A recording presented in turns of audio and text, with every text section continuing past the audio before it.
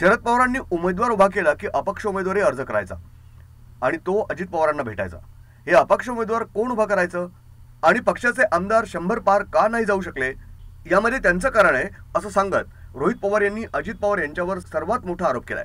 अजितदादाच पक्षभेदी असल्याची अप्रत्यक्ष टीका रोहित पवार यांनी केली आहे।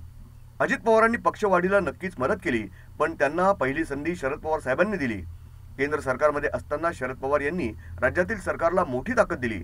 जेव्हा कोणतीही अडचण आली तेव्हा निर्णय शरद पवार यांनी घेतले। अडचणीच्या काळात त्या नेत्यांना म्हणजे अजित पवारांना निर्णय सुद्धा घेता येत नव्हते अशी टीका त्यांनी केली।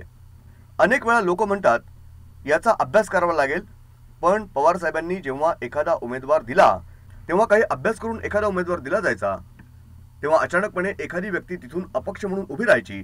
तो नेता कधी-कधी अजितदादांच्या किंवा इतर लोकांच्या संपर्कात असायचा आणि तो अपक्ष उभा राहिल्यामुळे आपला उमेदवार पण पडायचा आणि पक्षाला तिथं कोणतीच तिकीट मिळत नव्हती।